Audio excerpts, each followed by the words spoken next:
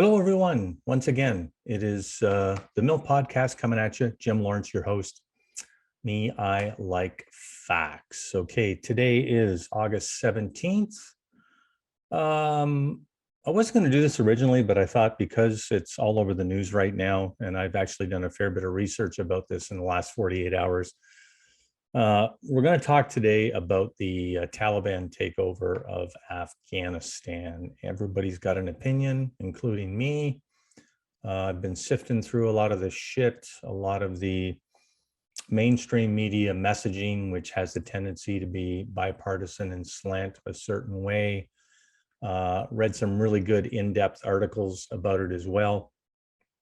Not sure where your opinion is on this, but I know that my opinion has actually changed in the last 24 hours. There's been some information that has come to light that has kind of swayed me a little bit. So what I'm going to do is as the basis for this podcast, we're going to use an email that I received a couple of days ago from I think his name is Peter Zihan.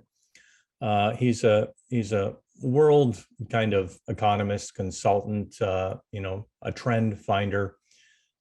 He looks at geopolitical issues and tries to make predictions based on, a lot of different indicators, a lot of parameters, countries, in order to determine, how are relationships going to be? Who's the next strongest economic giant that's going to be coming to the forefront? He's been doing this for quite a few years, but he has typically a little bit of a, obviously a slanted take, like we all do. So what I'm going to do is I'm going to use his basis or his opinion for what's going on in Afghanistan and relay that.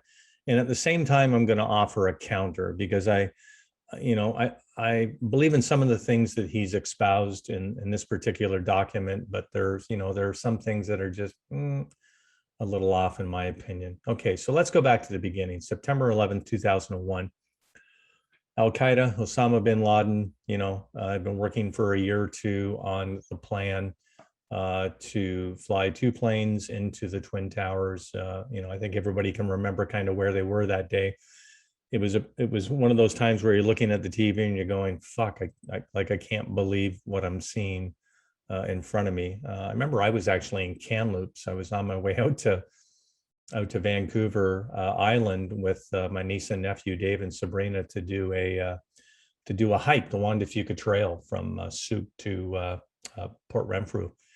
And I remember waking up that morning, Western time, so it was fairly early. Like it was, where it was going on was about 3 hours ahead, and turning on the TV, and it was plastered all over the TV. So by the time I got the TV on, I think the first tower had actually been struck. And as I was watching it, the second tower was struck. Okay, so that obviously put, America, George W. Bush was, son was in power at that time. So America's original goal in Afghanistan was obviously to hunt down Al-Qaeda and hunt down Osama bin Laden, because they were pretty certain right out of the gate that he was the mastermind behind this. All of the intelligence had kind of pointed in that direction. And around the same time, America's original goal in Iraq was to terrify Iraq's neighbors. So, the U.S. had a number of enemies and still do in the Middle East. Obviously, the Taliban / Al-Qaeda in Afghanistan and Iraq. You had not Muammar Gaddafi. I can't remember Saddam Hussein in Iraq. So Syria, Iran, Saudi Arabia. One of the goals of the U.S. going into Iraq at that time, the excuse was WMDs, which turned out to be bullshit.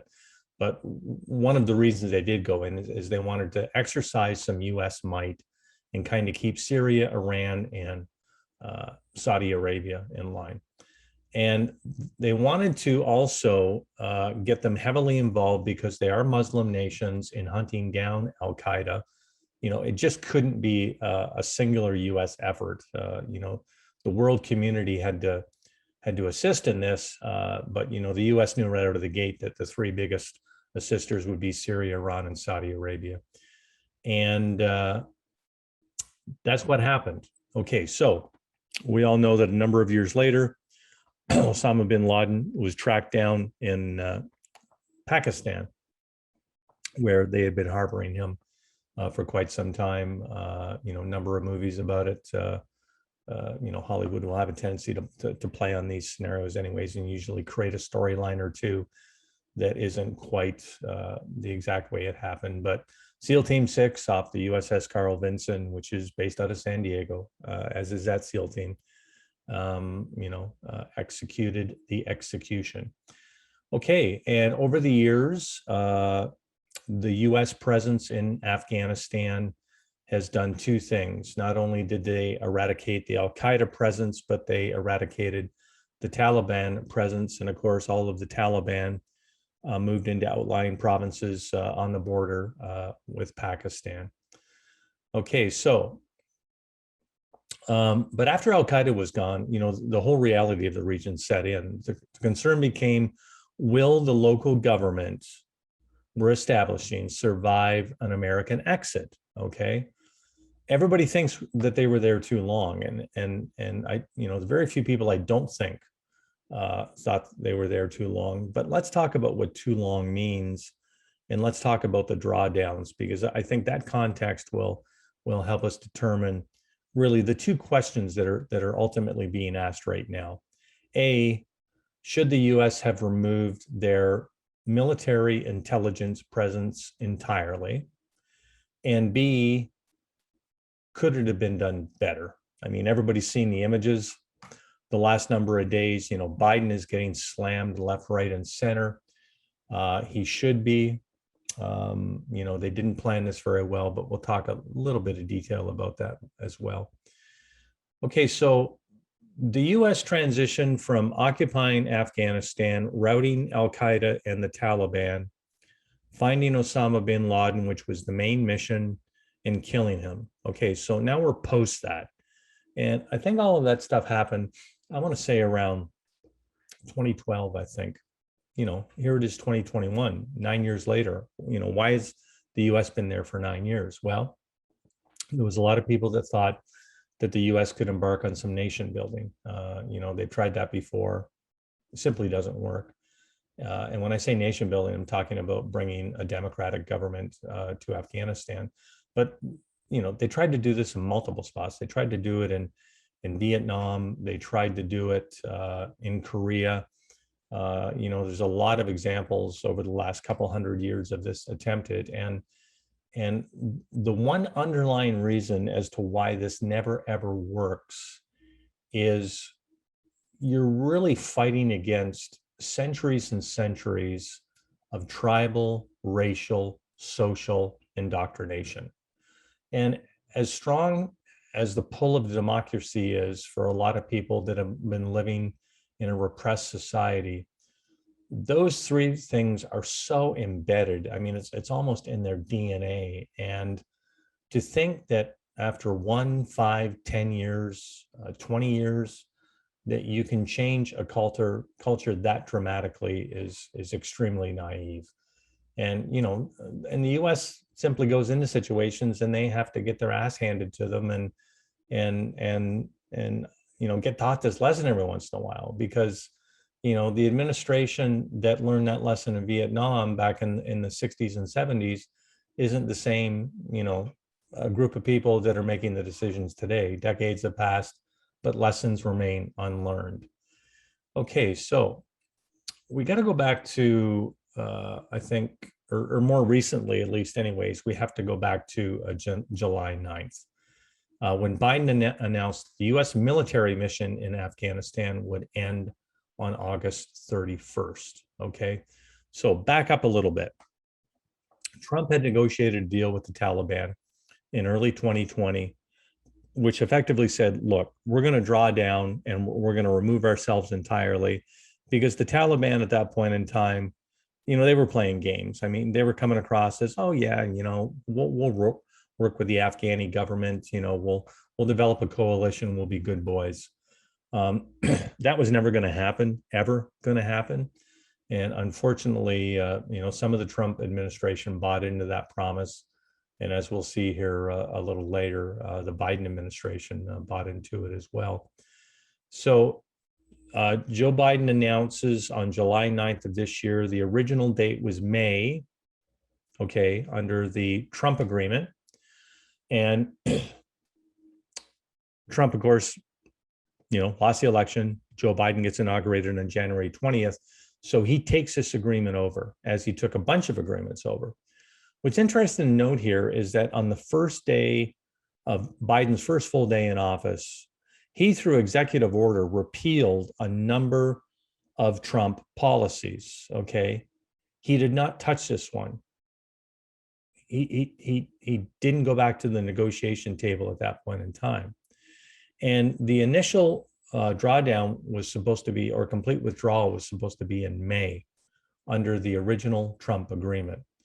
And last November, when the US had 4,000 military troops, plus contractors, okay, plus intelligence services, okay, the 4,000 number was just the military, frankly, that were there, boots on the ground. Trump wanted to, as of May 2021, he wanted to bring everybody out, okay, do exactly what has happened in the last couple of weeks.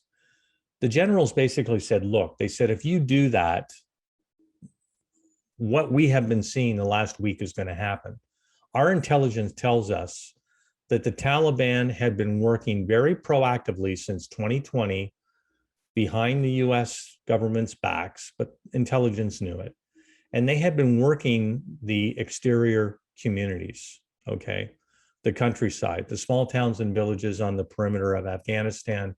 And effectively what they had been doing was two things. They had been going to the government officials and saying, look, we're coming back. So you have a choice. You either step in line, or you and your family, once we do start to come back in force, you'll be killed and your extended family will be killed. Now, they didn't necessarily do that in every single situation. What they did is they dangled the carrot first. So what they basically said to the outlying mountainous communities, depending upon where you lived in Afghanistan, is, look, we're coming back. We're coming back. The US for years had been saying to the Afghan propped up government, once we leave, you're going to have to work it out with the Taliban. The message the Taliban is giving Afghanis, rural Afghanis, is simply, no, we're coming back in. We're going to take control, and you're either going to be a part of this government or you're going to be killed and your family's going to be killed. Okay, so what would you expect most people to do in that situation? Now, they have been doing this for months. So in November 2020, Trump says, I want to pull everybody out. The intelligence and the armies know that this is what's been going on. They say, you can't do that. Okay, so Trump says, okay, we'll leave 2,500 people there, the bare minimum of what we can do. And that's exactly what happened. So when Joe Biden was inaugurated in January 20, that was the situation. It was 2,500. So then the original date was supposed to be the end of May for even those leaving, okay? But since Trump had backed off in November and just lowered the number instead of eradicating everybody, Joe Biden inherits this situation, which he can change, okay? And this is not being talked about in any of the news reports. He, on day one, canceled a number of executive orders, okay, that Trump had up. The Remain in Mexico policy is one of them. There was a bunch of other ones as well. And he even, at that point in time, or a little bit later, went to the Taliban and said, okay, we can't do May. We're going to push it into the end of August, okay? So that was the change that was made. There was conditions for the removal of the US footprint entirely. Trump had put conditions in, and one of the problems that has happened in the last couple of weeks here is that the conditions were not honored by the Taliban. So even if Joe Biden didn't want to change the Trump agreement, other than change the exit date, which he would have had to negotiate with the Taliban, he was completely justified and throwing the document out entirely, because the Taliban, by going to these perimeter provinces and sending this messaging to the people living in Afghanistan, they had broken the original agreement that they had signed with Trump. So when you're hearing Joe Biden simply say, I inherited this bad deal, and you know what? Trump's to blame because this is the result of this bad deal. That is complete fucking bullshit. Okay.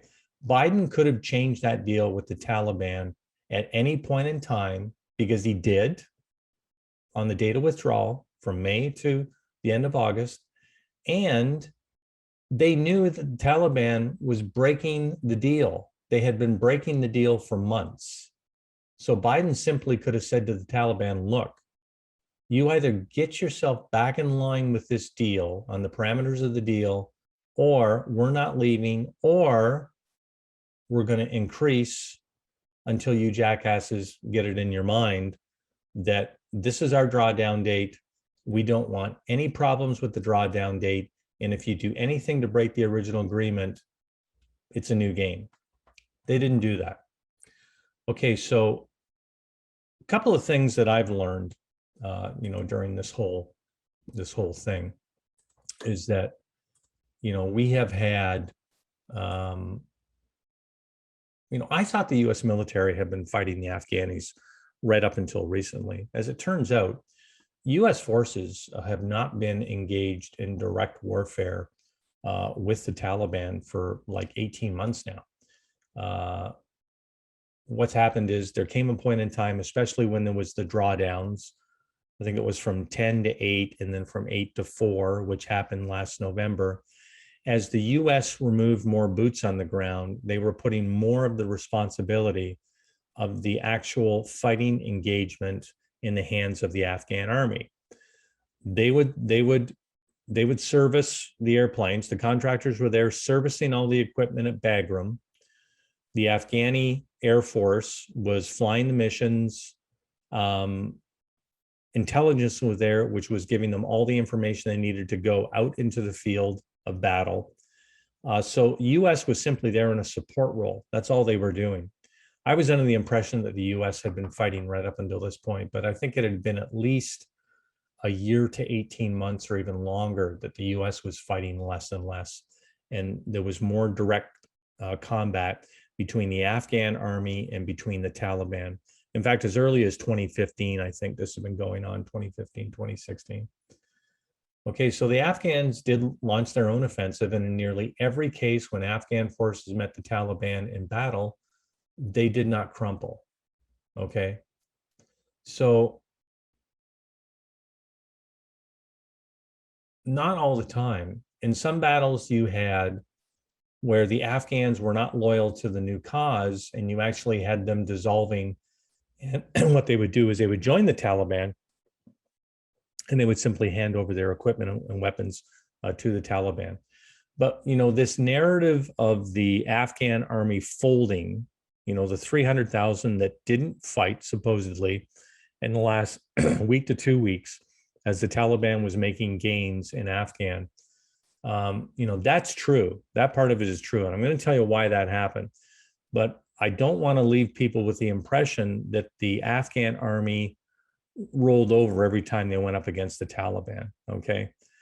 The Afghan army has lost 66,000 people, men and women, in their army, okay, since 2001.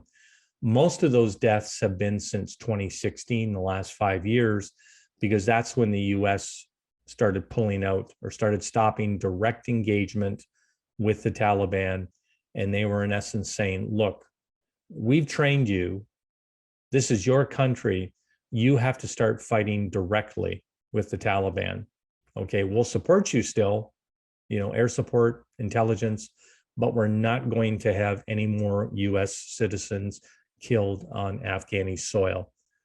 And, as a result of that, most of those 66,000 men and women in the Afghan army that died, about 50 plus thousand of them were after 2016 when they started to do direct engagement. Okay, so we're going to talk about some aspects of Peter Zeihan's email here. So the point one that he makes is after 20 years of effort and literally trillions of dollars of assistance, the Afghan military cannot hold its country together for 2 weeks. Then another year, another decade, another 10,000 American combat deaths will achieve nothing. Okay, which, I'm reading a lot of this type of, thinking on Twitter, and, you're seeing the pundits that are calling it out as well. And he's right, but here's where he's wrong.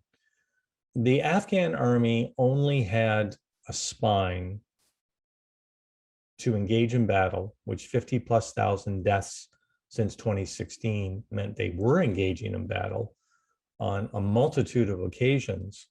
But their spine to do that was only as strong as the US babysitting that situation and supplying air support and intelligence. Okay, so why would we think that the Afghan army would have the same spine once all of that had been entirely removed from them, which effectively is what has happened in the last few weeks? Okay, they wake up one day in Bagram Air Base, which is the main air base. It's north of Kabul. It was the main base of operations for the US and the coalition forces. They wake up one morning and they're gone. All that's left is millions of dollars in equipment and 5,000 detainees in the prison that was adjacent to the Bagram Air Force Base. Okay, if that wouldn't unnerve an army that you've been training and propping up, and were fully aware that their ability to engage the Taliban was dependent upon having that and having intelligence. I mean, it demoralized them entirely and scared the shit out of them as well. They didn't have the US there anymore doing what they needed to do, and frankly, what the Afghan army could not do. That's why the US was doing those things, is because the Afghan army could not do it. So once the linchpin had been pulled out, which was that small remaining force, the private contractors along with the intelligence community, I mean, once it was all gone, there was no way that we could expect that the Afghan army would be able to take on the Taliban. Okay, so the US did maintain private contractors' air support. Afghan military was always going to need a helping hand. And one other thing of note here as well, Peter Zeihan talks about 10,000 American combat deaths. Because the US had been less engaged directly, their soldiers, since 2016, consequentially, the deaths had been reduced. In fact, in the last 18 months, the US had not had a military death in Afghanistan, and that was largely due to the part that the force had been trimmed down to that 4,000, then 2,500 person level, and that the Afghan army was taking on more and more responsibility of engaging the Taliban directly. Okay, so the goal of the American presence in Afghanistan right out of the gate was to prevent the return of hostile militant groups like Al-Qaeda. They're the ones that carried out the attacks on 2011. But Al-Qaeda, since then, that was a major triumph for them. So part of the reasoning for the US leaving Afghanistan is simply, there's capable copycats that have popped up all over the place in places like Pakistan, India, Saudi Arabia, the UAE, Bahrain, Kuwait, Iraq, Syria, Palestine, Egypt, Algeria, Morocco, Yemen, Sudan, Libya, Nigeria. All of these countries, okay, have had clone-like Al-Qaeda cells that have been created or that have gained more power as a result of Al-Qaeda's lack of presence in Afghanistan by the US, and the fact that they were constantly on the run from the US. But, the point that I would argue is Al-Qaeda they were the ones that, they were the gold standard when it came to international terrorism. I mean, they were the ones, not all of these other groups. And even if these groups have propped up and gotten stronger in the last 20 years, What have they done? Maybe small thing in other Western countries in Europe and places like that where they have easier access, but Al-Qaeda is the gold standard when it comes to what they can accomplish from an international terrorist standpoint. So, I think Zihan's argument falls a little bit apart there. And this is the other rebuttal that I would make, is that the entire time that the US was in Afghans meant no coordination. You can argue that there's terrorist groups in other countries, but how successful have they been at carrying out specific attacks against the US? Okay, one of Zihan's other arguments, he indicates that it was never worth being there. When he looks at Afghanistan, Afghanistan is landlocked, it's not near a major port, it's oil free. It is among the poorest countries on the planet and has been for most of recorded history. Now, he's right in that, but here's where his argument fails. Most of the value of Middle Eastern countries are in their control of either the Persian Gulf, the Suez Canal, but the number one thing is oil, okay? That's what they're rich for. Afghanistan, because of their geology, they don't have oil. But here's what they do have. They have precious rare earth metals and they have minerals.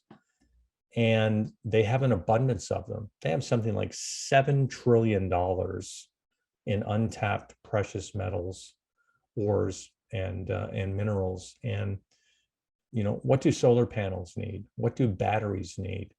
This is the technology. This is the green technology that's taking over the world. Different areas more rapid than others, but Afghan is a quote gold mine for all of these minerals and precious metals that are needed in order to ramp up production on batteries for electric vehicles and other things that are electrified, plus solar panels as well. Who's the largest solar panel manufacturer in the world? China. Something like 70%, 78% of the solar panels that are used worldwide are made in China. Why are they made there? Well, for one reason, they've enslaved the Uyghurs, slave labor, so low-cost labor component. China, because of where they are geographically, has a high level of minerals and rare earth metals that are required for this production process, but it's finite, it's not infinite. And they understand that Afghanistan has these. So Afghanistan shares a very narrow border with China. So China has specific interest in ensuring or wanting the US presence to be completely lifted out of Afghanistan. And the other argument that I would make against Zihan when he talks about, all these other terrorist organizations that have been created in all of these other countries, when you look at that list of countries that I just stated, the majority of those countries are in the Middle East, northeastern Africa, okay? What does the US have there? Well, the US has alliances, okay? Places like Egypt, Saudi Arabia, Jordan, their alliances. I'm not sure if they have bases there or not. But when you think about the strategic importance of where Bagram was near 4 of probably in descending order, the 4 most worrisome countries. Maybe you can call them enemies. I'm not sure if you want to use that term yet or not. But look at where they're close to. Look at where Bagram was close to. It was close to China. It was close to Russia. It was close to Pakistan. It was close to Iran. It was close to Syria. That's the only footprint, military footprint that they had in that area, and they've effectively abandoned it. They've gone blind in that area, so to speak. Okay. So, what are we left with? Let's talk in a little bit more detail about how everything was coordinated this past week, okay? Because the Biden administration, and I think a lot of people looked at, Biden's 3:45 Eastern time speech yesterday, and, there was a man reading off of a script like he always does, because I think he has a hard time, formulating a thought on his own. He's looked better recently than he did during the election campaign. But you could argue that the US needed to stay, or you could argue that the US should have given it up entirely. Did they need to go? I think they did. Did they, they had invested so much in blood and money, $1 trillion, over 2,000 soldiers since 2001, not to mention the deaths of independent contractors. I think the only argument there is should they have maintained a small presence like they were, 2,500 people, with intelligence, with air support, to do one of two things: to change the primary mission from keeping Afghan in the Afghani government's hands to one of a forward operating base for intelligence and surveillance, which geographically was positioned in a phenomenal spot for them to keep a number of countries in check. The side mission would have been to continue to keep the Taliban at bay, which the Afghan army would have to continue to fight. And if the Afghani army and the Afghani government, which had been installed,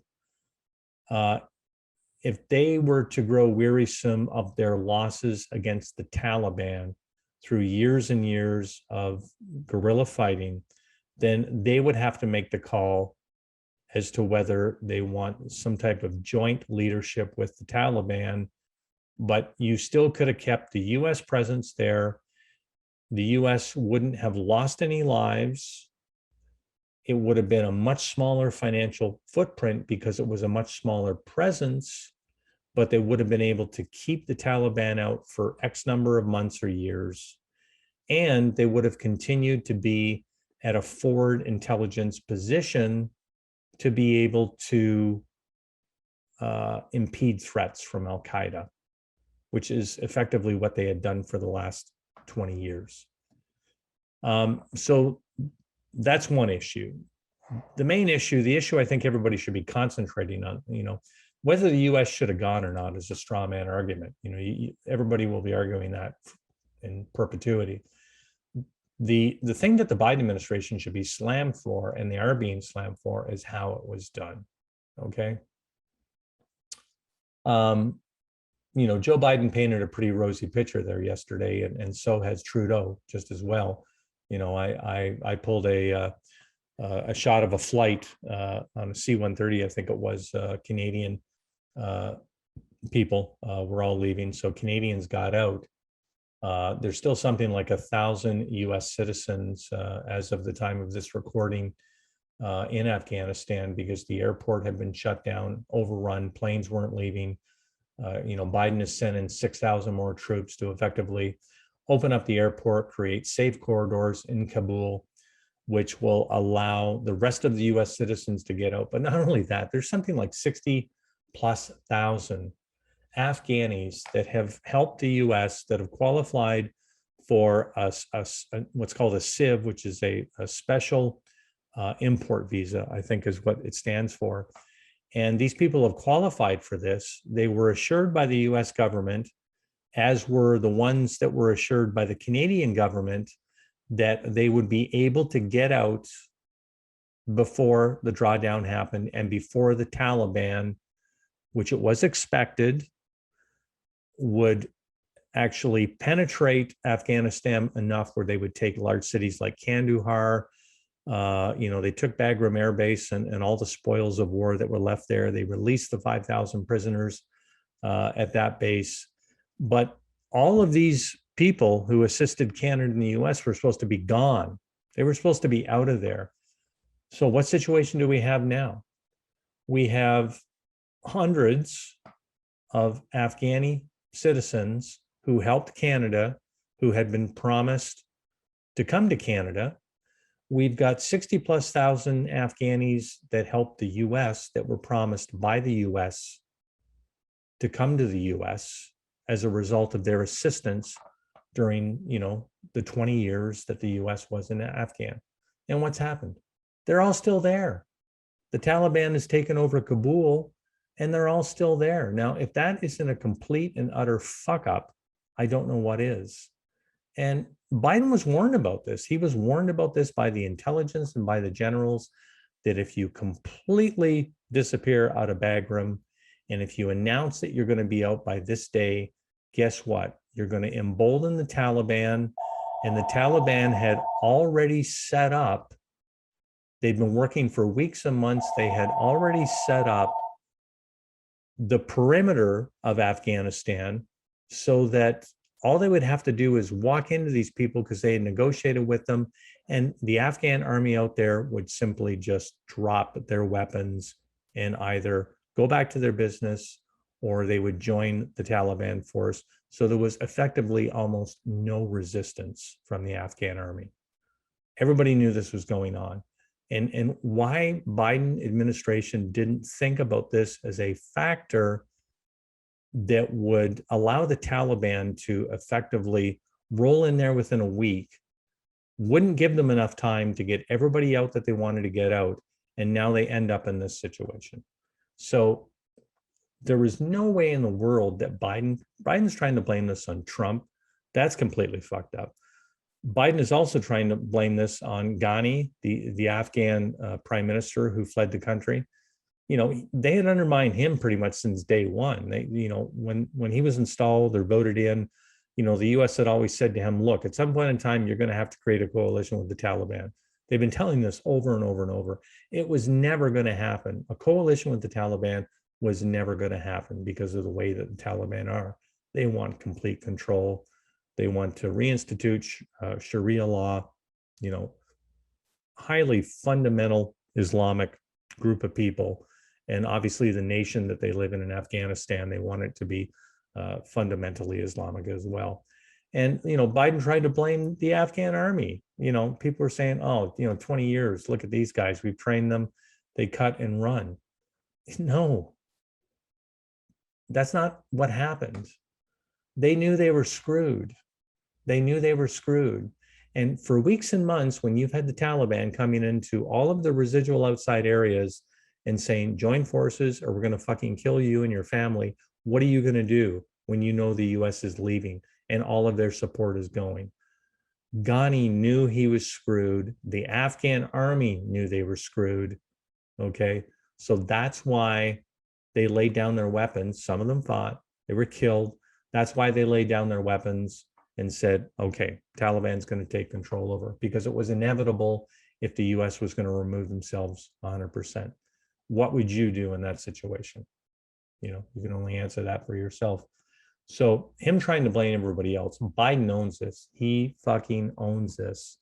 And he looks like an idiot trying to blame other people. Nobody's questioning Joe on whether they should have left. Okay, an argument can be made on both sides. But he sure as hell can take 100% of the responsibility for the fact that, as I'm speaking right now, there are thousands and thousands and thousands of Afghanis that helped their government that are stranded. Now, hopefully, the US can get in there, create those safe corridors, get all those people out of there. But since the Taliban has taken over Kabul and other areas, guess what they've been doing? They have the list of the names of all of the people in that group, every single one of them. And they have been going door to door for 48 hours now. They have their addresses, they have their names, they know who they are.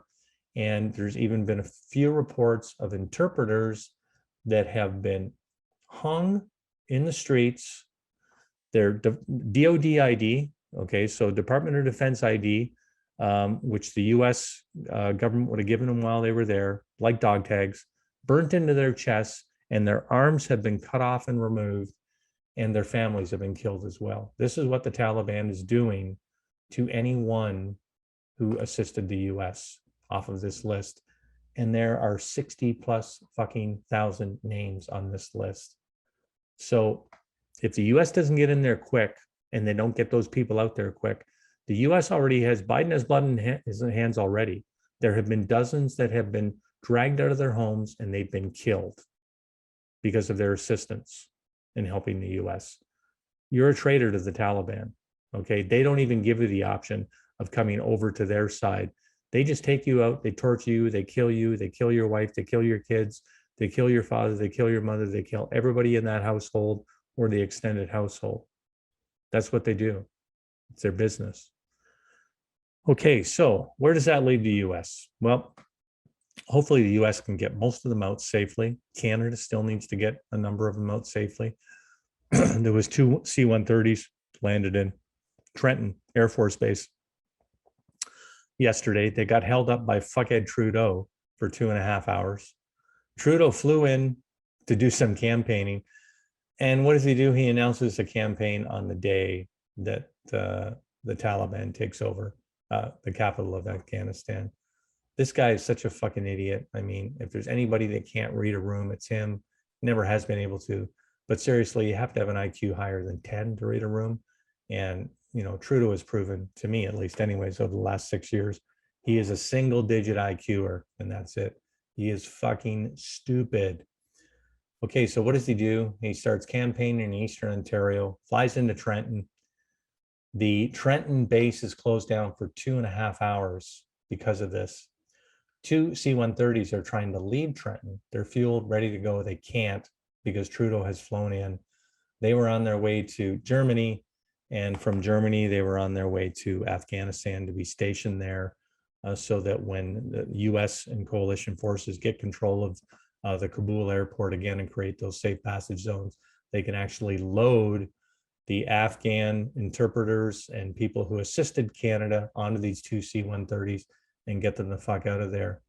The only problem is that if they had done this weeks ago when they had the opportunity, there would be a larger number because a number of them between 2 days ago and by the time they're able to do that are going to be dragged out in the street and killed.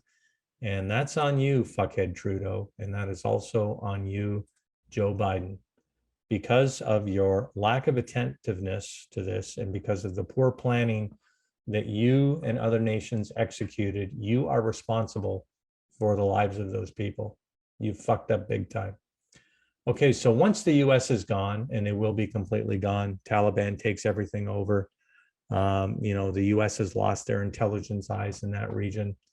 You know, the US is only ever going to get back in there based on one or two things. You know, the US is receding. They were doing it heavily under Trump. You know, they continued it under Biden.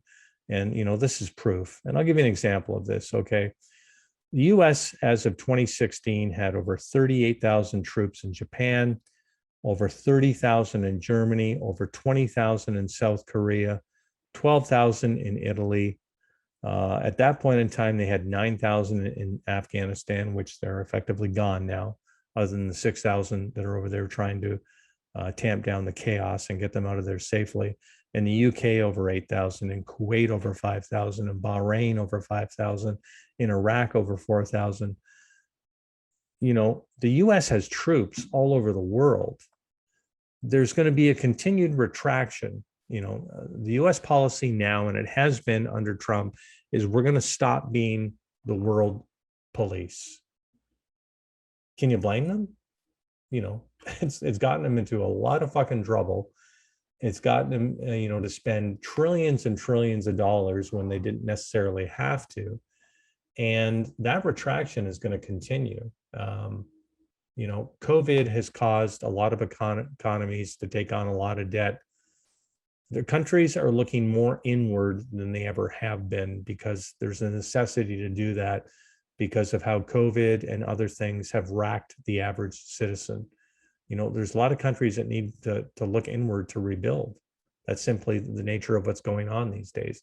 So the only way the US ever really comes back into the Middle East and Afghanistan in that way, or in other regions, I think, is that, you know, at some point, and this is one of the things I agree with Peter Zeihan on, is at some point, a decade or three from now, Americans will decide once again to venture out and rediscover their world. But that's only when things are better domestically. I mean, there's a lot of division domestically. There's a lot of issues going on. You've got the southern border crisis. You have inflation. You have crime in multiple US cities at their highest in decades. You know, that shit just doesn't get solved overnight. So at some point in time, 10, 15, 20 years down the road, when the US has hopefully solved a lot of those issues, there might be an expansion again. And the only other option, which would bring the US back into a place like Afghanistan or countries around it for that matter, is if, Taliban's there, Al-Qaeda will reestablish themselves, all of those other terrorist groups in that region that are wanting to attack the US. The jihad is still on. Nothing changed in their mentality. When you're watching some of the reports yesterday and the day before, I mean, one CNN report showed, Taliban soldiers in Jeeps with their AKs or their M8s or whatever they had, yelling "Death to America, death to America." There was one Taliban leader who said, the jihad is, it's never done. We never canceled the jihad. It's just that the Taliban and Al-Qaeda were not able to do much because they were being hounded by the US in that region, and by extension, the Afghan army. So if there is something near to the same level that happened on September 11th in 2001, then guess what? The US is instantly back into that situation, and they'll do whatever they think they need to do in order to, bring the culprits to justice. And, they'll take a look at who caused it, how it was caused. And, we might have another Afghanistan at some point down the road because of a terrorist event on domestic soil in the US. But hopefully they've learned some lessons from Afghan and realize that what they need to do is they need to go in and they need to get the people responsible. Sure, help out while you're there, but don't create a situation where you've created so much hope for a large group of people in a country only to pull the rug out from underneath their feet 20 years later. Get in there and get it done, get out, and let people be responsible for what occurs in their own country. Okay, that's the podcast. Hope you enjoyed that little segment. If you have any questions or have any comments about it, please reach out to me at the email for the M.I.L.F podcast, which is M.I.L.F podcast, podcast @gmail.com. Like or subscribe. Bit of a dank day here in Ontario. Hope everybody is doing well. My friends and acquaintances in San Diego, in Calgary. Yeah, you guys have been dealing with some smoke. BC fires have been bad. Boy, BC's really been hit this year. I feel for British Columbians and anybody that I know out there who's suffering through that. And by extension, the summer, even though it's been warm in Calgary, you always get that smoke from the west. And, I've lived through that for 20 years. So it's a bit shitty to have that happen as well. Kind of detracts from the summer a little bit. Okay, everybody stay healthy. Hope you enjoyed the podcast, and we'll be coming at you next week with another Me, I Like Facts by your host, Jim Lawrence. Have a great day. Bye-bye.